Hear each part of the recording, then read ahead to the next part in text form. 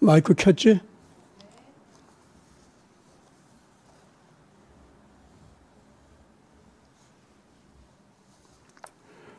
여러분 안녕하십니까? 자유대한국민회의 목요일 시사 분석 시간이 돌아왔습니다. 오늘은 유로파 대음료는 무너졌다. 유로파라고 하는 것은 유럽이라고 하는 언어의 어원이죠. 원래 오늘 좀 제목 잡았던 것이 아포데오시스 유로파 무너졌다. 이렇게 잡았었습니다. 아포데오시스라고 하는 말은 그리스 말로 사실은 인간을 신격화하려고 하는 그리스 사람들의 사상을 표현하는 말입니다. 원래 올림픽 대회가 그리스 시대에 있었죠. 그것은 거기에서 월계관을 받는 올림픽 대승자, 모든 경기마다 이제 우승자가 있을 거 아닙니까? 그러면은 그 사람은 월계관을 받습니다. 그런 사람들은 그때부터 그 하늘의 별자리에 자기 이름이 새겨지고 신격화되는 우대를 받습니다. 그래서 헬레니즘 문화라고 하는 것은 그냥 헬레니즘 하면은 인간주의 뭐 이렇게들 얘기하고 그러는데 또는 인본주의 이렇게 얘기합니다.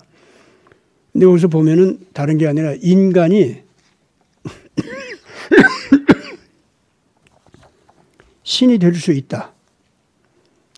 인간은 삶의 목표를 영원히 죽지 아니하는 그러한 그 신이 될 수 있는 목표, 신이 되는 목표, 이런 것을 목표로 삼고 살아가야 한다는 뜻이죠. 근데 사실은 인간 가운데 정치 영웅이 있다든가 무슨 학문상의 천재 영웅이 있다든가 예술상의 뭐 기가 막힌 인기 영웅이 있다든가 이런 영웅들이 있지 않습니까?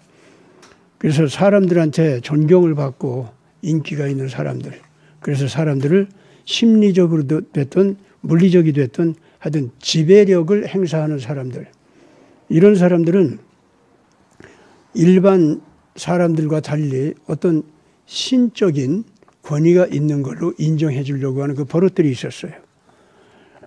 그래가지고 헬레니즘이라는 말은 인본주의다라고 할 때에 그냥 나오는 말이 아니고 인간이 모든 것의 근원이다, 모든 것의 본질이다, 모든 것의 중심이다, 뭐 이런 뜻입니다.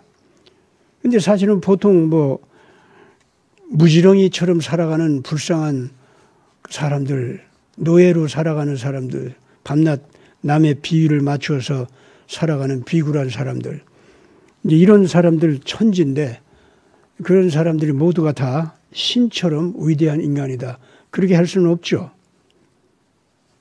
한 마리의 동물처럼 살다가 죽는 것 같이 그렇게 살아가는 사람들이 너무 많기 때문에 인간 가운데 잘난 사람들, 소위 위대한 사람들, 이런 사람들은 신격화시키려고 하는 이상을 가지고 있었습니다. 헬레니즘 그 문화의 본질이 그렇게 되어 있습니다. 그래서 다른 문화권에서 여러 가지 귀신들이 많지 않습니까? 신들이 많잖아요. 근데 그것이 뭐 다른 문화권에서는 뱀이 뭐 신이라든가 용이 신이라든가 또는 뭐 어떤 데는 코끼리가 신이고 어떤 건 소가 신이고 별게 다 있죠. 근데 헬레니즘 세계로 들어오면은 그런 모든 신들이 인간화됐습니다. 인간이 인간 가운데 잘난 인간들, 남을 지배하는 사람들, 폭력으로 지배하든 이 심리적으로 지배하든 뭘로 지배하든 간에 남을 지배하고 우뚝 선 사람들, 인기가 높은 사람들, 이런 사람들은 다 신처럼 받들어 섬기는 이런 것이 있었습니다. 여기에서 이제 아주 그 중요한 인간의 그 영적인 본질적 자세 속에 그 악마성이 드러납니다. 사람은 신이 아니지 않습니까? 영원히 사는 존재도 아니고 지극히 제한된 능력을 가지고 있을 뿐입니다. 그런데 그런 인간들이 자기가 영원히 사는 신인 척하고 자기 자신을 그렇게 높이려고 해요. 그래가지고 다른 사람들을 그렇게 지배하려고 합니다. 기본적으로 신격화됐다고 하는 사람들은 자기가 그런 식으로 남들보다도 높은 신이 된 것 같은 그런 존경을 받고 남을 지배할 수 있는 상태로 올라가고 싶은 그 욕망, 이런 걸 반영하는 거죠. 이거는 인간의 욕심 가운데서 가장 악마성을 지닌 악독한 욕심입니다. 그리고 그러한 욕심을 가지고 있는 사람 치고 자기 내면에서 분노와 두려움과 그리고 교만과 말할 수 없이 거짓말을 능갈치게 잘 해가지고 그 남을 속여서 지배하는 것, 이런 것을 즐기는 것이 아주 말도 못하게 많습니다. 여러분들 제우스라고 하는 신을 한번 잘 보세요. 자기 아버지를 죽이고 자기 할아버지를 명예를 모독하고 자기 아버지를 죽여버리고 그리고 모든 자기 형제 자매들을 갖다가 자기가 술수를 써서 거짓말도 하고 뭐 폭력으로 지배도 하고 또 죽이기도 하고 그러면서 공포로 자기 형제 자매들을 갖다가 다 장악해서 지배하는 그런 신입니다. 어떤 때는 아주 기가 막힌 사랑도 나타나죠. 정의로운 결단도 내려서 정의로운 일도 합니다. 그러면서도 가장 잔인하고 아주 무서운 거짓말을 하고 가장 추악하고 하는 짓도 아주 또 다 합니다. 이 제우스 신의 특징은 결과적으로 이 어둠과 빛을, 사망과 생명을, 정의와 불의를 전부 자기 날개로 삼습니다. 자기 도구로 삼아요. 자기 자신이 다른 모든 자들을 그 지배하고 다른 모든 자들을 마음대로 자기한테 복속시키는 이런 수단으로 삼습니다. 빛도 어둠도, 거짓말도 참말도, 그리고 선도 악도, 생사 모두를 갖다가 이렇게 자기 자신이 마음대로 그렇게 써먹는다. 제우스 신의 그 본질이 그렇습니다. 그러니까 헤르메스라고 하는 그 자식이 있는데 헤르메스가 바로 그런 제 애비의 본질을 본받아가지고 그러한 제우스의 뜻을 온 세계에, 온 우주에 전해주는 사자 노릇을 하지 않습니까? 그러다 보니까 넘나드는 것이 생명의 세계, 죽음의 세계, 어둠의 세계, 빛의 세계, 선의 세계, 악의 세계, 아무런 경계 없이 넘나드는 그런 헤르메스가 날개 달린 구두를 신고 있죠. 그리고 모자를 쓴 거 보면은 그것도 바로 그러한 모든 것을 그 넘나들면서 자기 도구로 삼아서 제우스의 뜻을 실현시키고 제우스의 뜻을 전달해주고 이제 이런 그 역할을 하는 자인데 실질적으로 제우스의 뜻을 자기 몸으로 체현해서 보여주는 그런 신의 노릇을 하죠. 이제 그러니까 이 그리스 신의 세계라는 것이 다 그런 식입니다. 헬레니즘이라는 것이 바로 그런 거예요. 따라서 오늘 지금 제가 얘기하는 이 유로파라고 하는 여신 이름인데 사실은 사람 이름이었죠. 예, 사람이었는데 인간이 신으로 변한 거예요. 이게 유럽 사람들의 가슴 속에 이와 같이 예수 그리스도를 믿고 그 아가페적인 사랑을 따라가면서 거룩한 그 사랑의 세계, 그 생명의 세계, 평화의 세계, 기쁨의 세계 이런 것을 이루는 것보다도 그 제우스하고 그 놀아나는 유로파라고 하는 여자 그래가지고 제우스가 지금 제가 얘기한 것 같이 그런 악마적인 지배력을 행사하는 그러면서 그걸 즐기는 이런 식의 속성이 있지 않습니까? 그런 것이 영원히 가는 힘이 되게 하고 그런 제우스하고 그 바람을 피우면서 놀아나는 그런 여자가 돼가지고 결국은 여신으로 등극한 겁니다. 유로파라는 말이 그런 뜻입니다. 이 유럽인들이 바로 그런 식의 유로파라고 하는 그 여자를 갖다가 자기네들의 집단 명칭으로 삼았다고 하는 것은 그만큼 기독교적인 윤리관이나 아가페적인 사랑의 패러다임 이런 쪽을 갖다가 기뻐한 것이 아니라는 겁니다.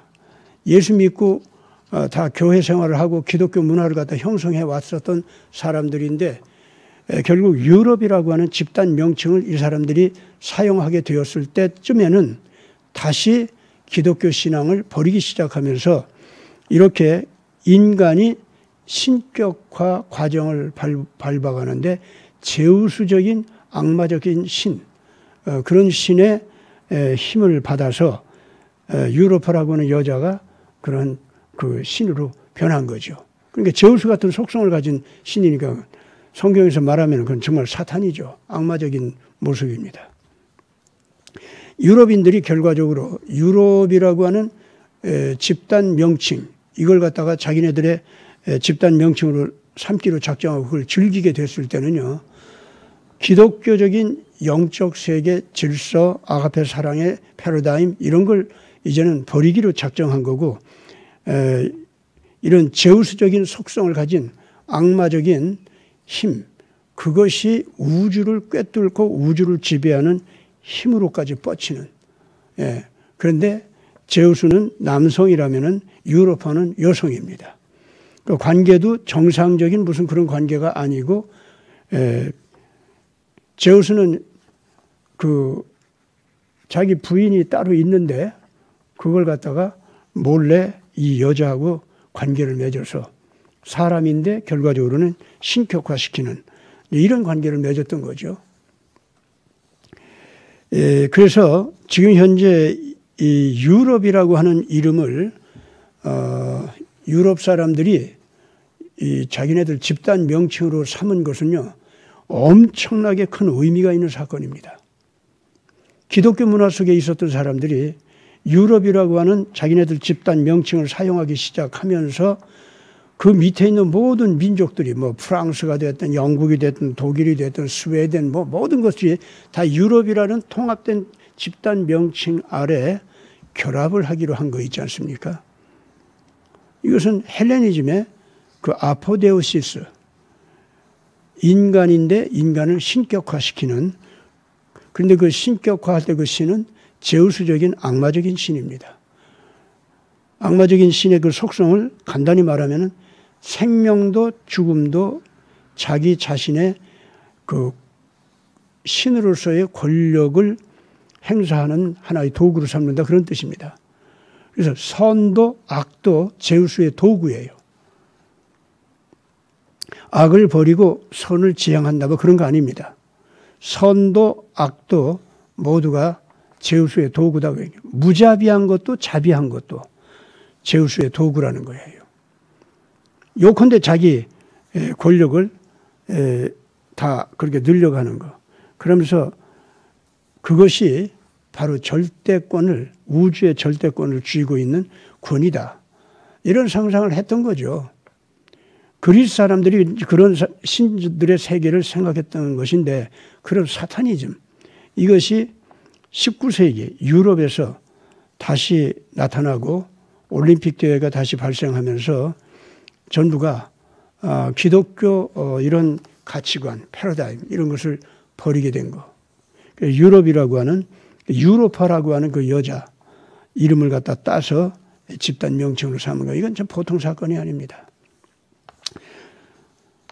오늘 제가 이 자리에서 이제 시사 해설을 하기 위해서 이 자리에 나왔는데, 지금 제가 이 얘기를 하는 이유가 있습니다. 성경에는 앞으로 유럽 사람들이 마지막 적그리스도를 출현시키면서 유로파라고 하는 이름을 통해서 그런 적그리스도를 끌어내 가지고 인류의 마지막 시대에 큰 말썽을 부리는 그런 그 악마적인 문화를 갖다가 꽃을 피우게 된다라고 하는 거 있죠. 성경에서는 직접 유럽이라는 말은 안 나옵니다. 그런데 제우스하고 유로파가 만나서 그 유럽 쪽으로 넘어가 가지고 그 땅을 유럽이라는 이름으로다가 칭하게 된다고 하는 것. 이것이 그리스의 헬레니즘 그 그리스의 신화에 그 얘기가 나와요. 앞으로 이 제우스하고 이제 유로파라고 하는 여자가 어디서 만나느냐면은 요새 성경에서 말하면 가나안 땅이고 우리가 역사 속에서 배울 때는 페니키아라고 하는 곳입니다.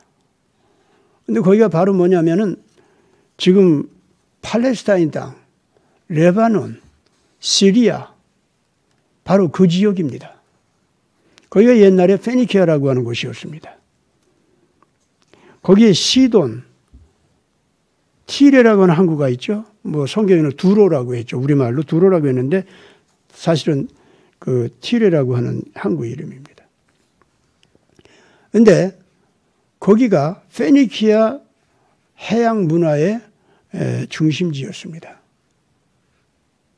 그런데 그곳이 원래 신이 뭐냐면 용이었습니다. 뱀이었어요. 뱀인데 우주를 마음대로 날아다니는 뱀이 됐다 해가지고 용이 된 거죠. 그 용을 갖다가 페니키아는 자기네들의 주신으로 삼았고 여러 가지 다른 더러운 신들을 갖다가 섬겼습니다. 근데 거기에 시돈이라고 하는 왕국에 그 왕 밑에 공주가 있는데 그 공주 이름이 유로파였어요. 유로파라는 말은 서쪽이다 또는 해지는 시각이다 그런 뜻이라고 합니다. 오리엔트는 그 반대로 해가 뜨는 곳 또는 해가 뜨는 시간 그걸 얘기하죠. 근데 유로파는 그 반대로 해 지는 곳 또는 해 지는 시각 이걸 의미해요. 시간적으로는 해가 저물 무렵을 얘기하는 거고 그 공간적으로는 해 지는 곳을 얘기합니다. 그런데 이 제우스가 유로파와 시돈 궁중에 여러 왕녀들이 있는데 그 궁중에 있는 여자들이 있는데 해변가에서 한참 놀고 있었다고 합니다. 그때 유로파는 공주이면서도 여자들 가운데서는 가장 높은 벼슬인 그 무녀였습니다. 왕에게 보좌관 노릇을 하면서 신들로부터 신탁을 받아서 그 신탁을 전해주는 역할을 하는 그런 여자였습니다. 그때 당시에 그런 여자들은 반드시 신들의 잔치를 하는 날이 오면은 그 여러 왕들이 오게 되는데 그 여러 왕들을 그 모시는 그런 역할도 했습니다. 그 무녀들이. 말하자면은 그러면서도 왕의 시돈 왕의 그 보좌관 노릇을 하면서 신탁을 받는 그런 여자 사제였다 그 말입니다. 여자로서는 가장 최고봉에 올라가는 위치에 있는 여자죠. 그러면서 여러 나라 왕들과 그 육체적인 관계를 맺으면서 그 신들을 맞이해주는 그런 역할을 해줬다고 합니다. 자, 이렇게 살고 있는 그 유로파. 이름이 하필이면 유로파였어요. 근데 이제 제우스가 신탁을 받는 유로파를 보니까 너무 이쁘단 말이야. 그래가지고 그 제우스가 이 유로파를 데리고 놀고 싶었어요. 그래가지고 해변가에서 왕녀들과 함께 놀고 있는 그 유로파가 놀고 있는 곳으로 이 제우스가 괴물로 변해가지고 나타났습니다. 그러니까 무서워서 도망갈 거 아닙니까? 다른 여자들은 다 궁중으로 돌아가게 하고 이 유로파 뒤만 막 자꾸 달라들고 몰아갔어요. 유로파가 이 제우스가 그 괴물이 모으는 대로 어느 숲속으로 들어갔죠. 그래서 이제 막 정신없이 도망가는데 이 제우스가 그 숲속으로 막 도망가는 그 앞길에 순한 황소 같은 모양으로 나타납니다. 그래가지고 그 공주를 보고 공주님 왜 이렇게 뭐에 쫓겨서 이렇게 도망가십니까? 제가 도와드릴게요. 제 등에 올라타십시오. 제가 궁중까지 잘 모시겠습니다. 하고 괴물이 된 그 황소가 된 그 제우스가 이제 얘기하는 거죠. 사실은 뒤에서 쫓아오는 괴물들을 또 하다가 이번에는 그 앞에서 이제 꼬시는 거죠. 그러니까 유로파가 그 소 위에 올라타 가지고 나 좀 빨리 궁중으로 데려다 달라고 그랬습니다. 그랬더니 제우스가 아주 순하게 데리고 가는 척하다가 점점 빨리 달리기 시작하더니 뛰어내릴 틈도 없이 무섭게 그 바람처럼 달리기 시작합니다. 그래가지고 꼼짝 못하고 등에 매달려 있는 그 유로파를 데리고 지중해 속으로 들어갔습니다. 유로파가 내리지도 못하고 그 괴물 등에 올라타가지고 어디로 가느냐고 무서워서 쩔쩔 매는데 그 지중해를 건너가지고 간 곳이 어디냐면은 바로 오늘의 유라시아 대륙 서쪽 끝에 있는 프랑스 지방으로 들어갔습니다.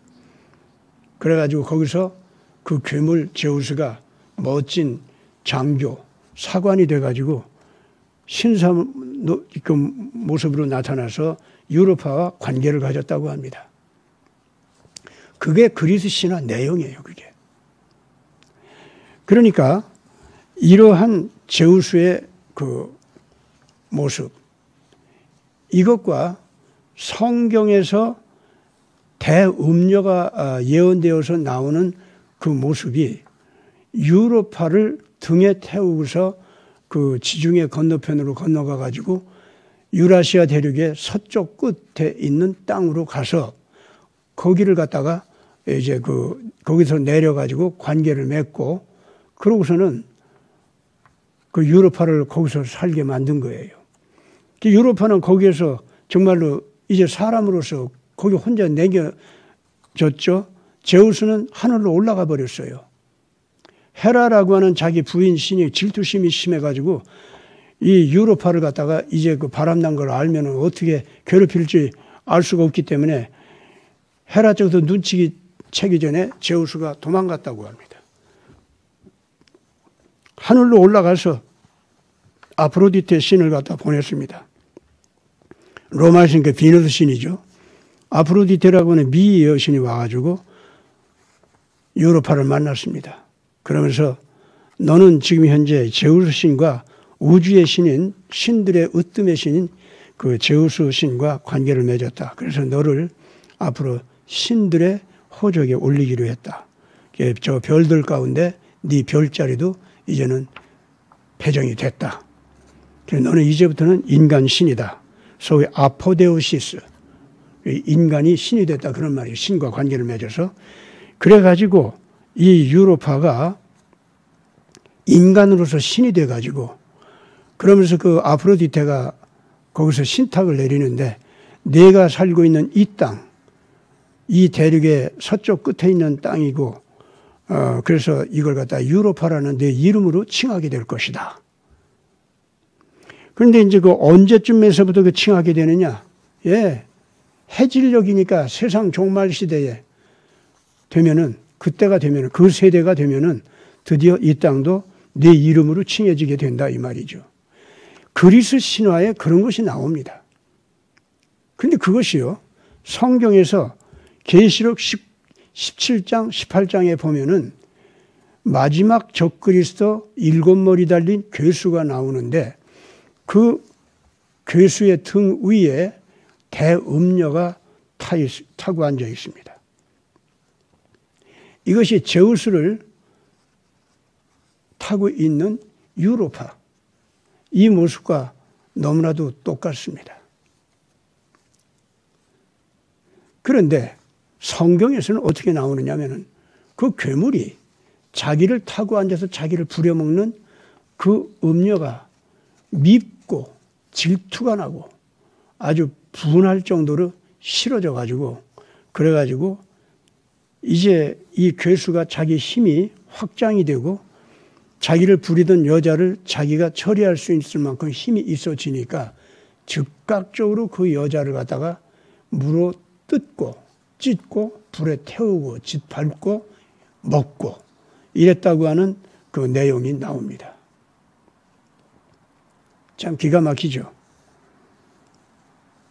근데 거기서 대음녀, 계시록 17장, 18장을 보면은요, 그 대음녀는 분명히 어떤 걸 얘기하고 있냐면은 사람으로 나와 있어요.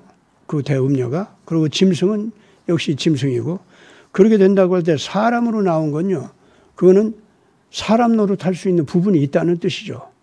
성경에서 그렇게 나올 때는 반드시 기독교 진리를 일부분 여전히 지니고 있다는 뜻입니다. 그러니까 기독교 신학이라든가 기독교 신앙 여기에다가 보태가지고 헬레니즘을 섞었다는 거죠. 그래서 말하자면은 원래 예수의 신부가 되어야 했었던 그 유럽이라고 하는 예수의 신부가 다른 악한 영과 바람을 피우고 더러운 짓을 저질러 가지고 결과적으로 대음녀가 됐다는 뜻입니다. 그러니까 타락한 기독교를 그대로 드러내는 겁니다. 그런데 그것이 유로파라고 하는 이름을 사용하는 때가 종말 시대가 시작되는 때라는 겁니다. 그리고 과연 원래 유럽 사람들이요, 자기네들이 전 세계를 기독교 힘을 가지고 기독교 문화를 가지고 전 세계를 정복하고 지배하고 그래서 식민 제국주의로 나가는 거 이렇게 해서 세계를 지배하게 됐다고 하면은 원래가 지배자가 아주 특징이 있습니다. 중국을 보면 알 수 있죠.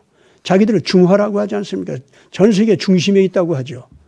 원래가 온 세계를 지배하는 자들의 특징이 있습니다. 내가 있는 곳이 세상의 중심이다. 세상에서 가장 높은 곳이다. 꼭 그러게 되어 있습니다. 근데 유럽인들은 그러지를 않았어요. 자기들은 서쪽 끝에 있다. 그리고 내가 서쪽 끝에 있는 이 명칭으로 내 이름을 일컬을 때가 나의 왕국, 나의 세계를 이제 온 세계를 완전히 정복하고 완전히 내 것으로 삼는 때다. 이런 뜻입니다. 다시 말해서 이 자기 이름으로 일컫는 그때 있지 않습니까? 여기는 서쪽 땅끝이다. 해지는 때다라고 할 때 왜 이걸 종말이라고 하느냐? 이제는 더 이상 경쟁자가 없다는 겁니다. 더 이상 싸울 자가 없다는 거예요. 자기 마음대로 세계를 완전히 지배하는 때가 다 돼버렸다는 뜻입니다.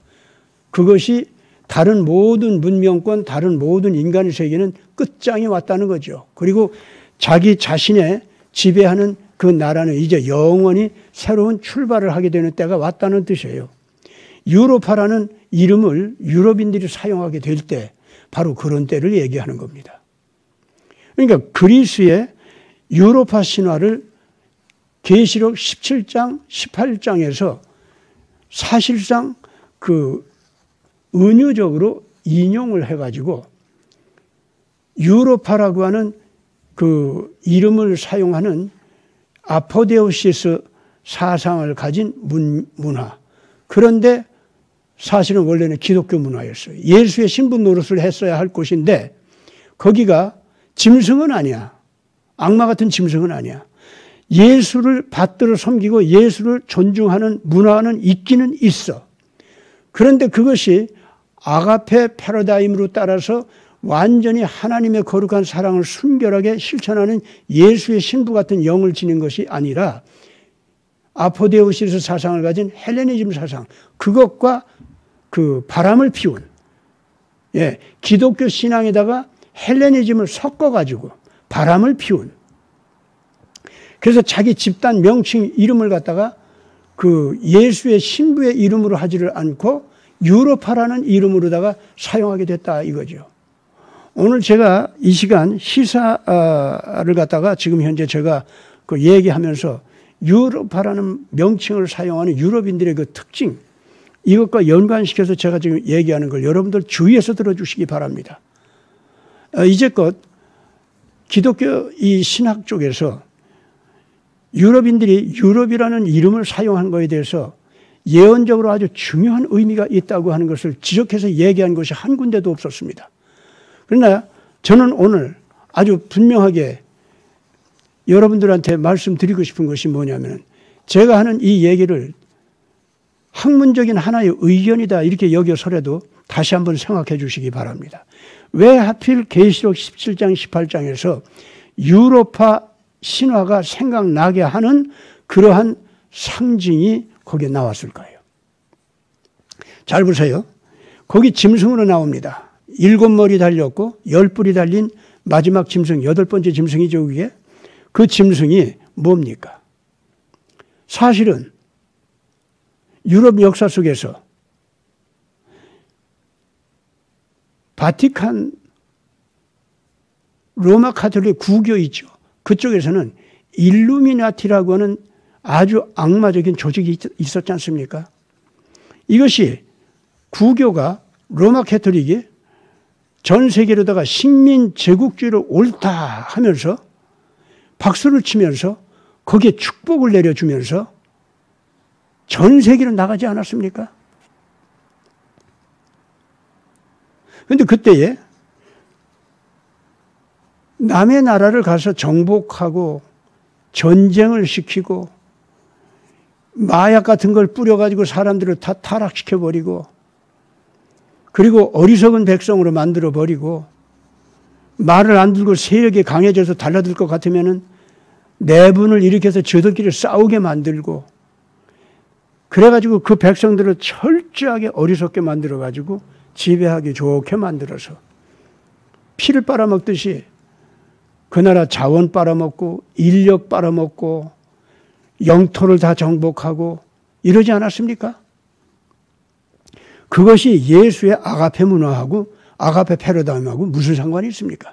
상관이 없기는커녕 아주 악마적으로 정반대로 나간 거죠. 그런데 그것이 여호와 하나님께서 축복을 해서 예수께서 축복을 해서 우리는 예수를 믿는 까닭에 복을 내려서 너희들을 갖다 이렇게 지배하게 만들었다. 그러니 너희들은 당연히 우리 지배를 받아라. 그러니까 너희들도 예수를 믿어도 어디까지나 계급적으로는 우리가 위고 너희들은 아래야. 우리가 너희들한테 예수라는 은혜를 끼쳤으니까 계속 너희들은 노예로 우리 앞에 살아가야 돼. 이게 식민 제국주의 아닙니까? 그리고 걔네들이 유럽인들이 제국할 때 뭐 프랑스 제국, 뭐 독일 제국, 뭐 영국 제국 이런 제국하고 나갈 때요. 이 제국들이 전부가 뭡니까?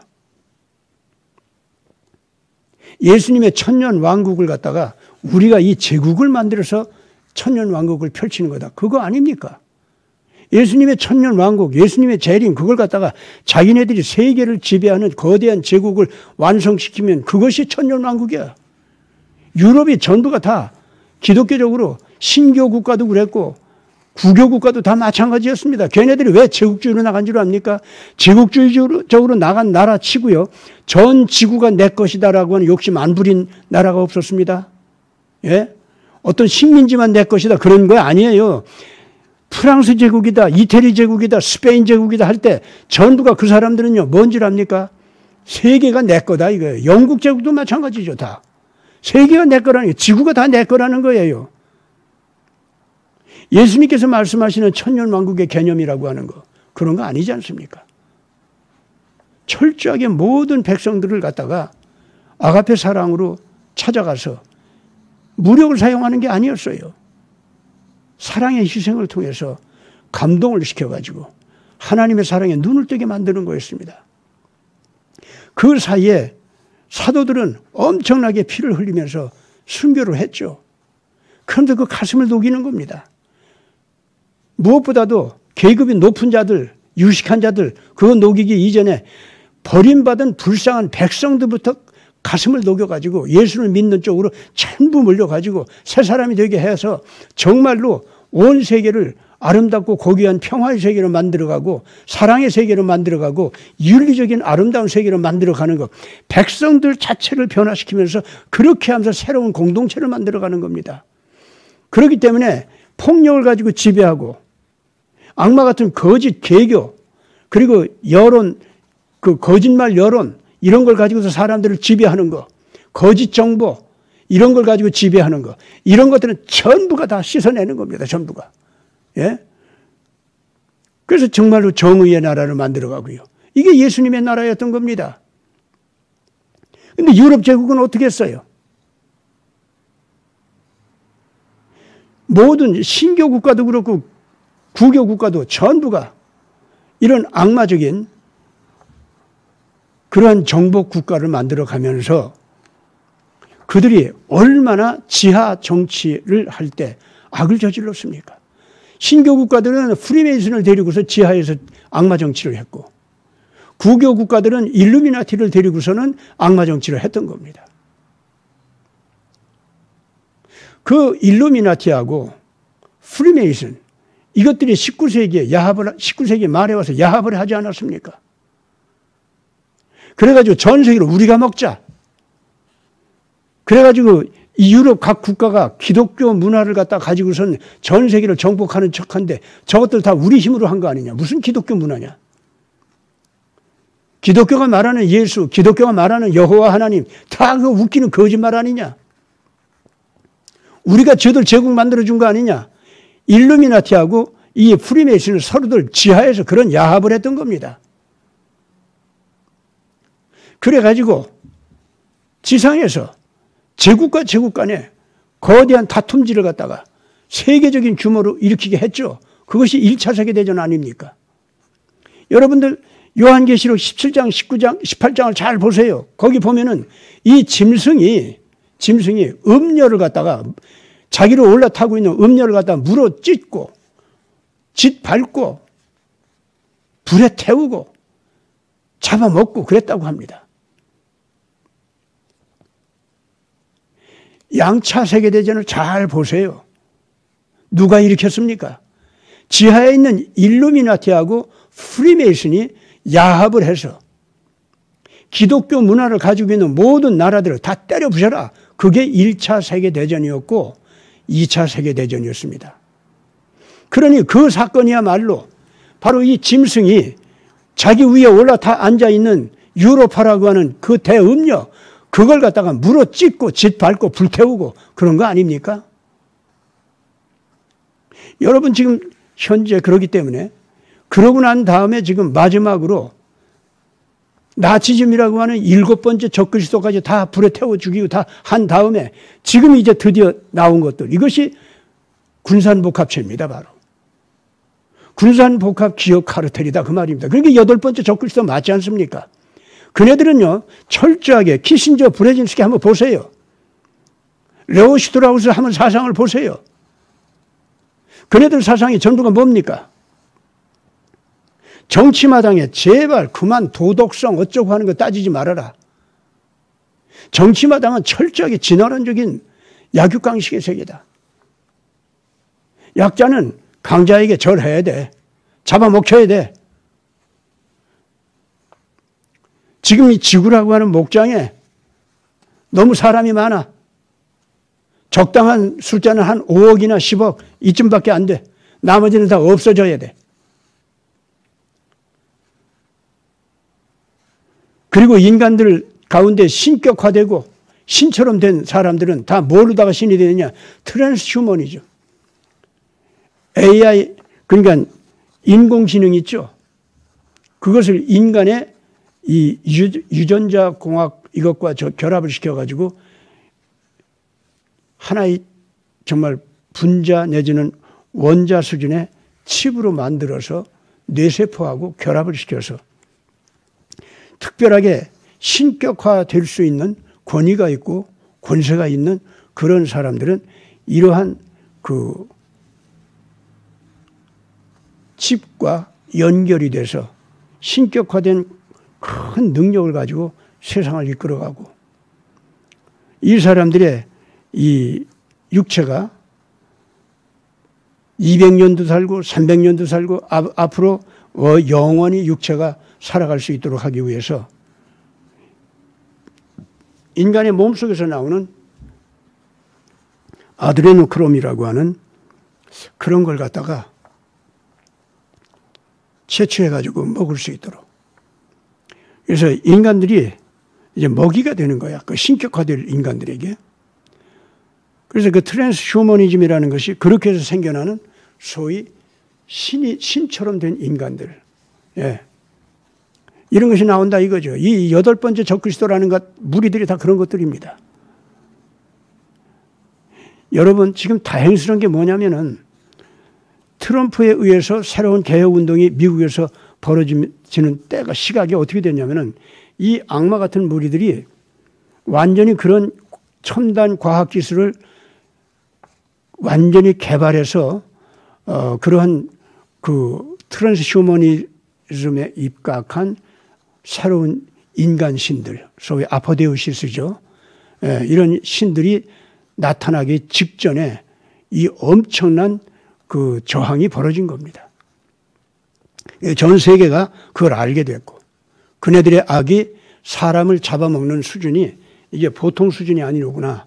이제 알기 시작했고 중공이라고 하는 그 문화권은 완전히 그네들과 하나가 돼가지고 그들의 그 악과 결합이 돼서 지금 그런 쪽으로 달려가던 거대 문화권이었고 미국이라고 하는 것은 원래가 기독교 보수적인 신앙이 있던 곳이기 때문에 아무리 악마적인 문화 쪽으로 가려고 해도 결국은 거기에 저항하는 세력이 생긴 거예요. 그게 트럼프 그 자유민주 진영이죠. 그래가지고 미국은 그 저항이 일어났어요. 근데 중국으로 온 이 딥스테이트 세력은요, 저들 마음대로 그렇게 트랜스 휴머니즘적으로 아주 그냥 마구잡이로 달려나갈 수가 있는 거예요. 그래서 중공을 데리고 그 짓을 하려고 하는데 중공이 그런 식의 트랜스 휴머니즘을 완성된 첨단 과학 기술 국가로다가 되기 전에 먼저 이런 트랜스 휴머니즘에 대한 저항이 바로 트럼프에 의해서 지금 벌어지기 시작했고 한국에서도 그런 것이 지금 벌어지기 시작한 겁니다. 러시아 푸틴도 역시 그런 것을 갖다가 저항하기 시작한 거고 유럽에서는 그 유럽의 정치가들 특권 계급에 있는 사람들은 거의 다 이 딥스테이트 세력으로 다 꽉 차 있었는데 국민들이 깨우치기 시작한 거예요. 그래서 국민들이 저항하기 시작하면서 유럽도 지금은 딥스테이트 세력 이렇게 트랜스 휴머니즘에 의해서 인간 신격화된 무리들이 있지 않습니까? 이 사람들이 더 이상 지금 현재 그걸 못하게 막는 무시무시한 트럼프의 그 우주군 사령부에서 파견된 그 비상계엄 군단이 쫓아 들어와서 사냥하기 시작한 거예요. 이 악마 같은 무리들을.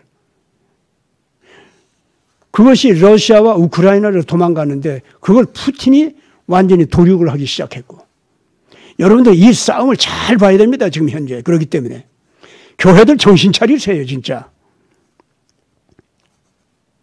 교회가 지금 현재 유럽의 음녀 철학, 음녀 신학, 즉 식민 제국주의가 축복인 것 같이 올바른 하나님의 그 축복인 것 같이 그런 식으로 신학을 만들어가지고 식민 제국주의를 옹호했었던 모든 신교 국가들의 그 신학들 다 버리세요. 그 대음료입니다. 그거. 대음료가 보면은 황금 금잔에다가 사람의 피로 만든 포도주를 마시게 했다고 그랬죠? 그게 뭡니까? 사람의 피로 만든 포도주를 마셨다고 하는 거 누구에게 마시게 했어요? 왕들과 장군들과 상고, 즉 재벌들에게 마시게 했다고 했지 않습니까? 다른 거 아니에요. 식민 제국주의는 옳다라고 하는 그 술입니다. 전 세계를 예수 이름으로 정복해가지고 노예로 삼는 거 그거 하나님께 축복받은 거다. 그따위 신학을 만드는 거. 그런 신학을 만들었기 때문에 오늘날 유럽이 완전히 기독교가 죽었잖아요. 지금 현재. 특히 그런 식의 신학을 갖다가 발전시킨 독일이 지금 어떻게 됐어요? 가장 부끄러운 나라로 지금 변하고 있습니다. 지금 현재. 독일은요. 마르틴 루터를 일으킨 그 독일이 왜 저렇게 됐습니까? 원래 독일이 마르틴 루터의 유대인을 갖다가 학살하는 그러한 그 편파적인 신학을 만든 거, 그 반성을 했어야 돼요. 아무리 이 마르틴 루터 신학이 옳다고 하더라도 유대인들을 그렇게 학살하게 한 그러한 그 이론을 만들어낸 건 그 루터의 잘못입니다. 그런 건 빼놔야죠. 그걸 반성하면서 성경대로 바르게 신학을 형성했더라면 독일이 저렇게 되지 않았습니다. 거기서 왜 나치즘이 왜 나왔겠어요? 나치즘은 7번째 적그리스도로 이 등록이 된 겁니다. 성경 속에 지금 현재. 왜 독일이 그렇게 적그리스도 국가가 됐어요? 왜 메르켈 같은 사람이 어떻게 해서 이 아포디오시스 이런 식의 악마 같은 헤네리즘 철학 거기에 물들지 않은 척하면서 사실상 왜 아드레노크롬 같은 걸 즐기는 사람이 됐느냐 그 말입니다. 그 사람이 웬만하면 예수를 믿을 만한 사람인데 결국은 끝까지 예수님 못 믿고 아드레노크롬이나 취해 있었고 그걸 사냥질하는 트럼프 진영에서 사람들이 오니까 더 이상 그걸 갖다가 자기가 들켜가지고 온 세계 모든 것이 다 발각되면 안 되기 때문에 그냥 아직도 백성들은 알지 못하고 그 메르켈을 갖다가 존경하고 있는데도 자기 권력을 내놓았지 않아요? 왜 내놓았겠습니까? 왜? 헬레니즘적인 그런 식의 유럽화 그 사상, 여기에 젖어 있었기 때문입니다. 다행히도 메르켈은 그래도 중공이 인권을 무시하고 괴롭힌 거, 나치즘이 인권을 무시하고 괴롭힌 걸 갖다가 끝까지 반성하는 자세는 가졌더라고요. 나는 그래서 메르켈 그 사람 개인 사상이 그런 것이 있었기 때문에 빨리 예수 그리스도를 믿는 쪽으로 돌아와서 자기 독일 민족을 갖다 회개시키는 자리까지 꼭 돌아오기를 바랍니다. 자기가 죽는 한이 있어도 더 이상 사람의 피 속에서 아드레날린 크롬을 빼내가지고 그걸로다가 생명을 유지하는 이제 이런 짓은 그만하게 되기를 바랍니다. 이건 메르켈한테만 제가 하는 얘기가 아닙니다. 프랑스, 거기도 마찬가지입니다. 영국, 마찬가지예요. 찰스 황제, 그 사람 빨리 개인적으로 하나님 앞에서 이런 잘못된 것에 취해가지고 이렇게 됐다는 거. 그래도 정치적인 방향은 자기 어머니가 정한 대로 상당히 오른쪽으로 가려고 애를 쓰기는 쓰더구만요. 그래서 바이든에 대해서 비판을 하고 넌 진짜 대통령 아니니까 그 대통령자리에서 나오라고 호령도 하고 뭐 그러긴 하더구만요. 예. 그런데 참 개인적으로 구원받기를 바랍니다. 오늘날 유럽에 있는 모든 정치적인 특권층에 있는 딥스테이트 무리들, 제가 딥스테이트 무리들이라고 하면은 특히 뭘 지적하느냐 하면은 페도필리아 범죄를 저지른 사람들, 사람의 피에서 아드레날린 크롬을 빼내가지고 해충약으로 삼아서 그걸 갖다가 정기적으로 꼭 주사를 맞든지 아니면 먹든지 하지 않으면 못 견디는 사람들. 예. 이 사람들한테 분명히 얘기합니다. 당신네들 그거 분명히 사타니즘에 물들었던 악입니다. 성경을 모독하고 성경에 나와 있는 하나님을 모욕하는 그런 데까지 가는 자세가 아니면은 그런 악을 범할 수가 없습니다. 그런데도 오늘날 보면은 사실은 예수의 권위, 하나님의 권위를 무시하지 않으면서 그냥 단순히 해춘 약으로 삼아서 그거를 취한 사람들이 있더라고요. 그런 사람들 가운데 이 딥스테이트 내부에서 저항을 하면서 우리가 사람을 먹으면서 우리가 마치 신처럼 된 것처럼 스스로 여기고 있었던 것도 이거 잘못이다.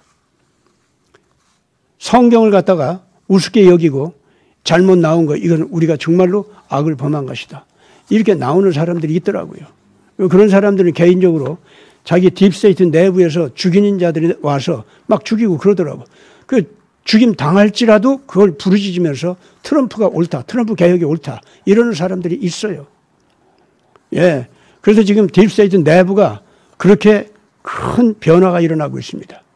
따라서 딥스테이트도 이 사람을 먹지 않고 사람의 피에 주사를 맞지 않고 그러면서 세계를 정복하겠다 했던 사람들이 있었는데 그 사람들은 지금 빨리 회개를 하면은 하나님 앞에 다 구원받으리라고 봅니다. 또 그 사람들이 자기 내부에서 우리는 사람 먹는 짓을 하지 않겠다. 사람이 사람을 지배한다는 건 있을 수 있는 일이지만은 왜 먹어 사람이. 그 사람을 안 먹으면은 도저히 사람으로 이렇게 살아갈 수가 없는 그런 식의 생리구조로 바뀌는 거. 이건 악마성이다. 이건 난 그걸 못하겠다. 같은 딥스테이트 내부에서도 그런 사람들이 있더라고요. 그랬다가 오늘날 트럼프 진영에서 본격적으로 이 페도필리안들을 갖다가 심판하는 쪽으로 가니까 드디어 자기들도 트럼프 쪽으로 타협을 하면서 우리가 뉴 월드 오더라든가 뉴 월드 거버먼트라든가 우리가 그런 걸 부르짖기는 했지만은 우리는 사람을 먹겠다는 건 아니다. 그러니 트럼프도 우리를 좀 이해하고 우리에게 살 길을 좀 남겨달라. 타협을 하자. 그래서 더 이상 이 막판으로 가는 이 무시무시한 3차 세계대전이라든가 거대한 경제공황이라든가 이쪽으로 가지 않도록 우리가 서로들 애쓰자, 이런 사람들이 있더라고요. 저는 제발 지금 발렌베리 가문이 지금 한국 쪽 그 방산 쪽하고 또는 뭐 삼성 쪽하고 서로들 그 연락을 갖고 새로 출발을 했다고 하는데, 이 사람들이 그와 같이 페도필리안들하고 거부하면서 딥스테이트 이걸 버리면서 새로 출발하는 곳이기를 바랍니다. 한국 방산도 그렇기 때문에 발렌베리가 와서 돈을 준다고 할지라도 그 돈이 어떤 성격의 돈인가 잘 봐야 됩니다. 만약에 발렌베리가 여전히 페도필리안 범죄를 저지르는 가문이라면, 원래는 발렌베리 가문은 루터교 집안입니다. 특히 루터교의 목사 집안입니다. 그래서 그 집안 식구들 그 가훈도 보면은 상당히 보수적인 개신교 풍의 그러한 그 가훈이 더구만요. 예. 근데 신앙을 가졌었다면은 딥스테이트 거기에 그 유명한 가문으로 있을 리가 없었죠. 신앙은 버린 걸로 압니다. 발렌베리 가문도 아무리 그 목사 집안이었지만은. 그래서 신앙을 바르게 회복하기를 바랍니다. 따라서 삼성 쪽에서도 발렌베리 가문하고 지금 현재 친하게 지낸다 할지라도 돈 가지고 와서 환영하기만 하지 말고 그 사람들이 그 신념, 정신, 신앙, 도덕률, 이것이 정말로 이제 트럼프의 대개혁, 이것과 결합을 할 수 있는지를 다시 확인하기를 바랍니다. 그냥 돈 받지 말아야 돼요. 만약에 그 사람들이 그 딥스테이트의 원래 뉴 월드 거버먼트라든가 이런 걸 고집을 하면서 우리 그거 같이 하자, 그러나 우리는 페도필리아는 그 범하지 않겠다, 이렇게 해서 왔다고 하더라도 그 만약에 뉴 월드 거버먼트라든가 이런 걸 갖다가 같이 하겠다고 하면 유럽파 그걸 따라가는 겁니다. 그러면 그런 건 다 버리게 해야 돼요. 그 사람들 그거 버리지 않으면은 구원받은 사람들도 아니고 인류와 결합이 될 수가 없습니다.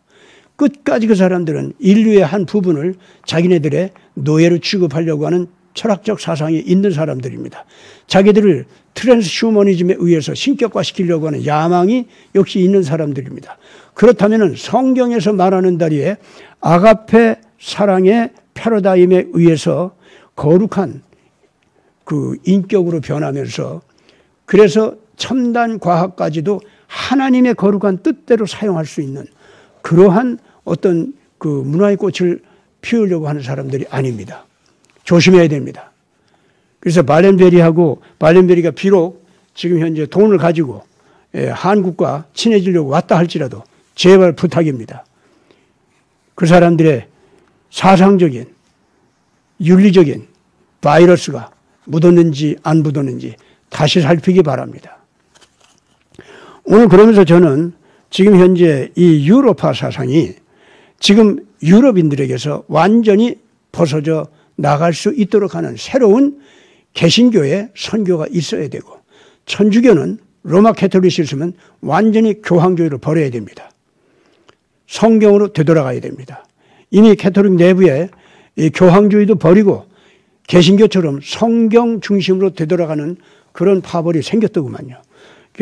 지금 현재 미국에서는 천주교 일부분이 그런 쪽으로 굉장히 맹렬하게 간다고 합니다. 아주 좋은 현상입니다.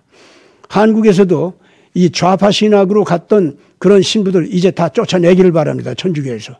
그리고 천주교에서 역시 교황주의로 나가는 것은 그건 분명히 인간을 신격화하고 메시아화하는 겁니다. 그건 잘못입니다. 그거 버려야 됩니다. 그래서 이 정말로 성경 위주로 나가면서 성령을 받는 올바른 진리의 영을 받아가지고 예수 그리스도의 아가페 패러다임을 바르게 회복시키는 교회로 가야 됩니다. 모든 천주교도들, 한국에 있는 천주교도들, 오늘 제가 드리는 이 말씀을 주의 깊게 들으시고 가슴에 새겨두기 바랍니다. 혹시 신부님들께서 이 얘기를 들으면 제가 하는 이 말을 허투루 듣지 마세요. 분명히 천주교 내부에 좌파 신학을 가진 자들, 이건 악마들입니다. 다 쫓아내야 됩니다. 그건 신앙이 아닙니다.